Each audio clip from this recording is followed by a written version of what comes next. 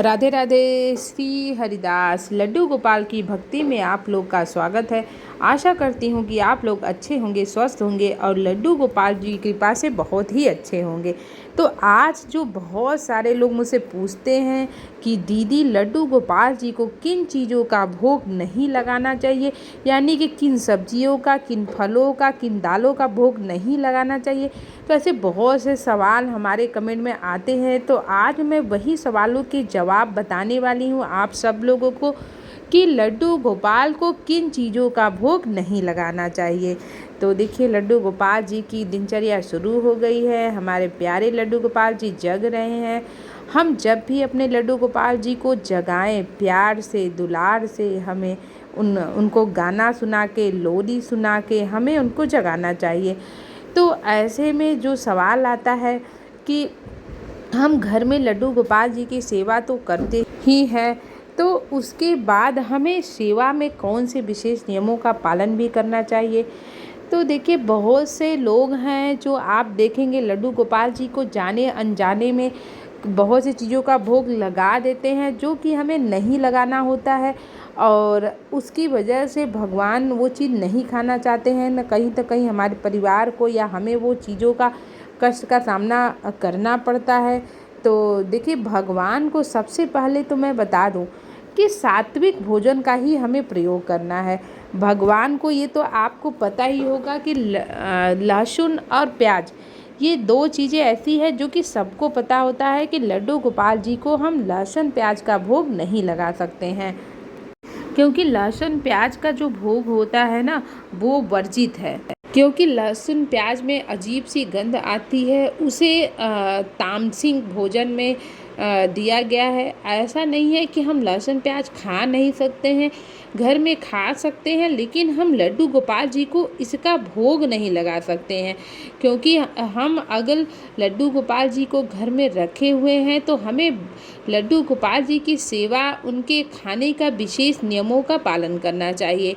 तो देखिए, जब भी हम अपने लड्डू गोपाल जी को स्नान कराएं तो स्नान में भी हमें ये ध्यान रखना है कि उनको मतलब कि पानी जो है बहुत ज़्यादा गर्म ना हो, बहुत ज़्यादा ठंडा ना हो। जैसे कि सर्दियों में हमें ठंडे पानी से नहीं स्नान कराना है, हल्का गुनगुने पानी से, और गर्मियों में हमें ठंडे पानी से स्नान कराना है। तो लड्डू गोपाल जी की जो सेवा है इस भाव से आपको करनी है कि वो हमारे लाला हैं, हमारे ठाकुर हैं, वो हमारे मन में बसे हुए हैं। तो ऐसी भावना के साथ आपको उनकी सेवा करनी है।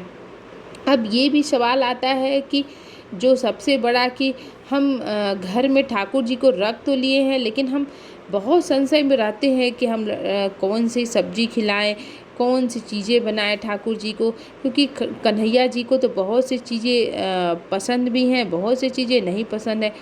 तो सबसे पहला जो मैंने बताया कि आपको लहसुन प्याज का भोग बिल्कुल नहीं लगाना है। लड्डू गोपाल जी को लहसुन प्याज का भोग जो होता है वो वर्जित होता है।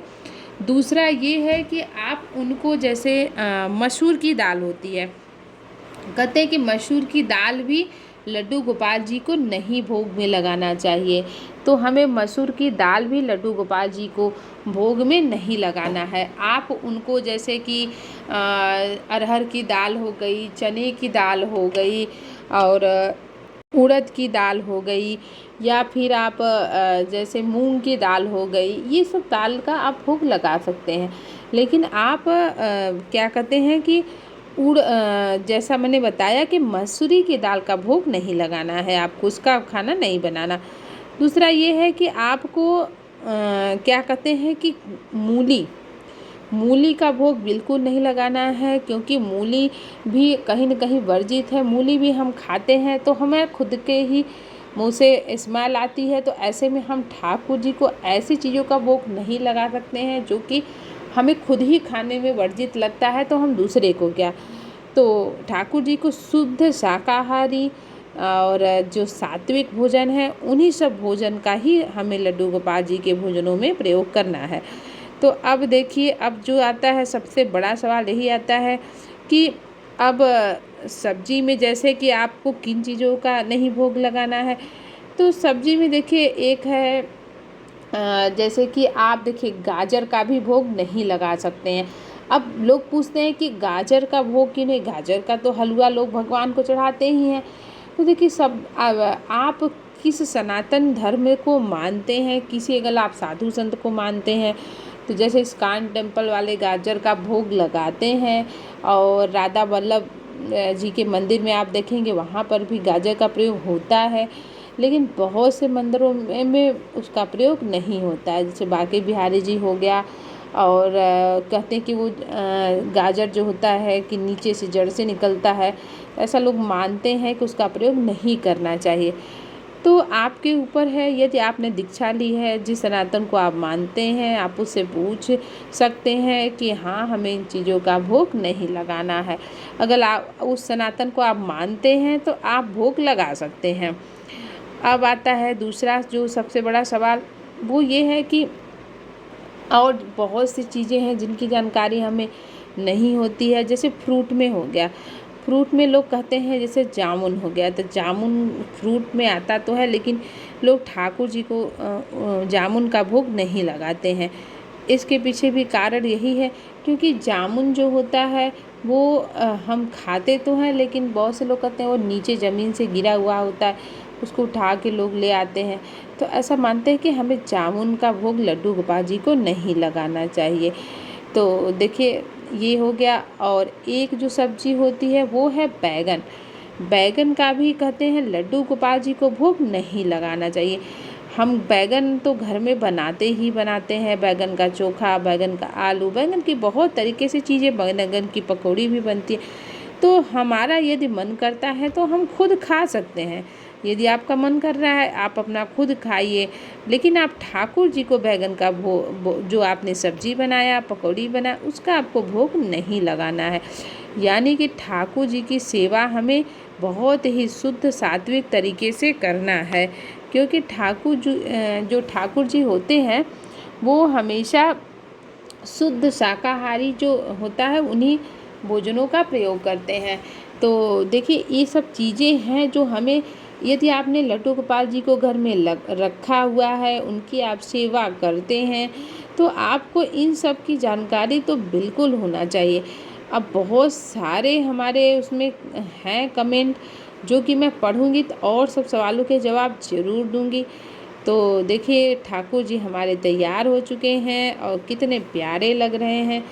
तो ठाकुर जी की सेवा भी हमें उसी भाव से करनी है, श्रद्धा भाव से करनी है।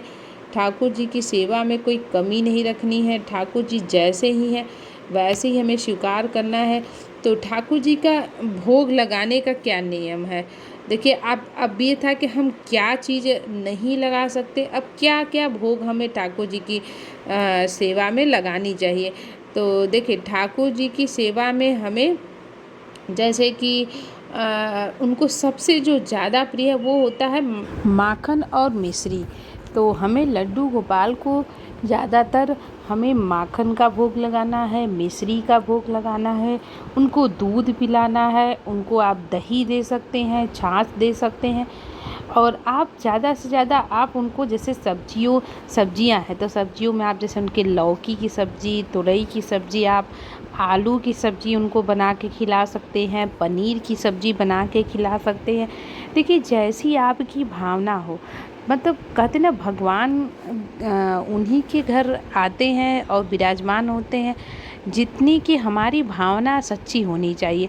कई बार होता है कि हम देखा देखी भगवान को भोग तो लगाते हैं ठाकुर जी को, लेकिन 2-4 दिन करते हैं फिर मन भर जाता है, फिर उतनी सेवा नहीं कर पाते हैं। उसके बाद फिर लगता है चलो मिश्री का ही भोग लगा दो, फिर लगता है चलो ये।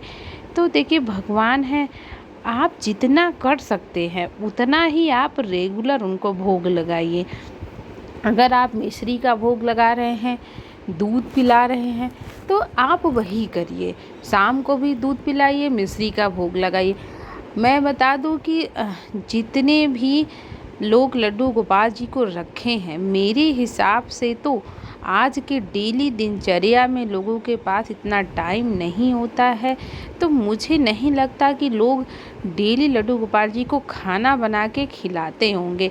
मुझे लगता है जहाँ तक मैंने देखा है कि बहुत से घर में ठाकुर जी तो हैं, लेकिन ठाकुर जी को लोग मिश्री का भोग और जैसे पानी पिला दिया, कई लोग दूध भी पिलाते, उससे ज़्यादा लोग नहीं करते, कभी कभी ही भोग लगाते हैं।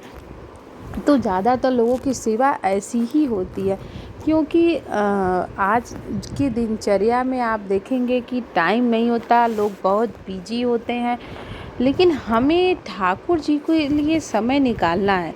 यदि हम लड्डू गोपाल जी को घर में रखे हुए हैं, उनकी सेवा करना चाहते हैं, तो हमें ठाकुर जी के लिए कहीं न कहीं से समय निकालना पड़ेगा। आप जितनी श्रद्धा भावना से, भाव से उनके लिए समय निकालते हैं, वो सबसे सुखद अनुभव होता है। तो देखिए, ठाकुर जी की सेवा हो गई है और श्रृंगार कितना अद्भुत श्रृंगार है, अद्भुत श्रृंगार का दर्शन कर लीजिए। पूरा श्रृंगार होने के बाद आप ठाकुर जी को आईना ज़रूर दिखाएं, उनको इत्र सेवा दें। ठाकुर जी को इत्र सेवा बहुत प्रिय है।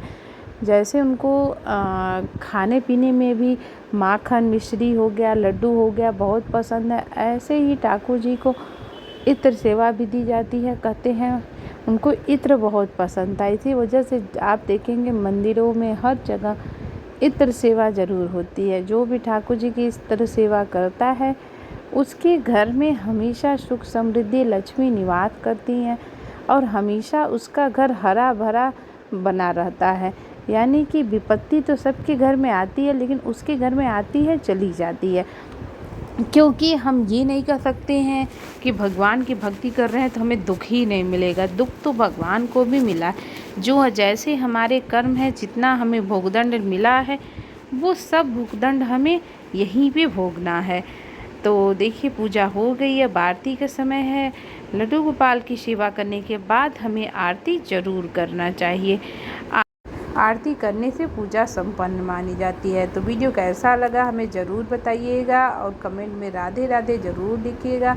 राधे राधे। श्री हरिदास, श्री कुंज बिहारी।